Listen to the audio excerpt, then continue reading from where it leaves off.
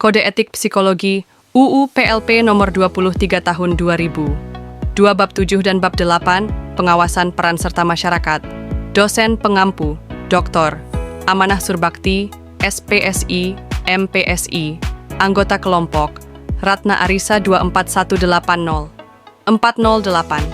1 Sabina Krisdayanti, 24180. 4081. Melati 24180. 10. 1 Eli Elprida Ber. Tarigan 24180. 410. 9 BAB 7 Pembinaan dan Pengawasan Pasal 471. Pemerintah pusat melakukan pembinaan dan pengawasan kepada induk organisasi profesi himpunan psikologi sesuai dengan kewenangannya. 2. Pemerintah pusat dapat melakukan pembinaan dan pengawasan secara langsung kepada psikolog berkoordinasi dengan induk organisasi profesi himpunan psikologi. 3. Pembinaan dan pengawasan sebagaimana dimaksud pada ayat 1 ditujukan untuk A. Peningkatan kualitas layanan psikologi kepada klien. B. Pelindungan klien dari layanan psikolog yang tidak sesuai standar layanan. Peningkatan dan pengembangan kompetensi psikolog. Pelindungan bagi psikolog dalam melakukan tugas sesuai dengan ketentuan peraturan perundang-undangan. Dan C. Pemberian informasi dan edukasi kepada masyarakat berkaitan dengan layanan psikologi. Pasal 4081. Dalam melakukan pembinaan dan pengawasan sebagaimana dimaksud dalam pasal 47, pemerintah pusat dapat membentuk tim independen dalam hal terdapat permasalahan yang tidak dapat diselesaikan oleh induk organisasi profesi himpunan psikologi. Ketentuan lebih lanjut mengenai pembinaan dan pengawasan diatur dalam peraturan pemerintah. BAB 8 Peran serta masyarakat.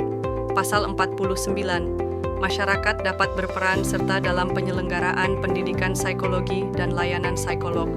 Pasal 50 Peran serta masyarakat sebagaimana dimaksud dalam pasal 49 dapat berupa A. Pendanaan, B. Penyediaan sarana dan prasarana, C. Pemberian beasiswa dan bantuan pendidikan, D. Dukungan dalam upaya pencegahan masalah psikologi di bawah koordinasi psikolog, dan atau E. Peran serta lainnya sesuai dengan ketentuan peraturan perundang-undangan. Kasus-kasus yang melibatkan S dan ECCA Professional Service menyoroti pentingnya penerapan kode etik dalam praktik psikologi. Pada tahun 2012, S dan ECCA diduga melakukan beberapa pelanggaran serius, termasuk 1. Pelanggaran kerahasiaan klien, membuka data rekam medis klien, Dennis, tanpa izin, yang melanggar prinsip kerahasiaan yang seharusnya dijaga dalam praktik psikologi.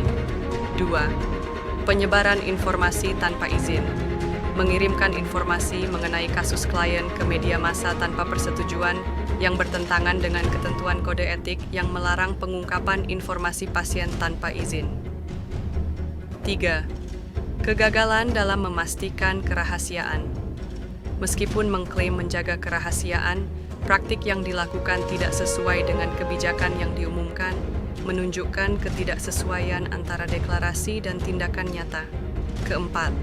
Kelalaian pengawasan oleh klinik SU. ICCA dianggap lalai dalam mengawasi tindakan S yang berdampak pada reputasi klinik dan keamanan pasien. Kasus ini menekankan bahwa pelanggaran kode etik tidak hanya merugikan individu yang terlibat, tetapi juga dapat mencoreng reputasi profesi psikologi secara keseluruhan. Oleh karena itu,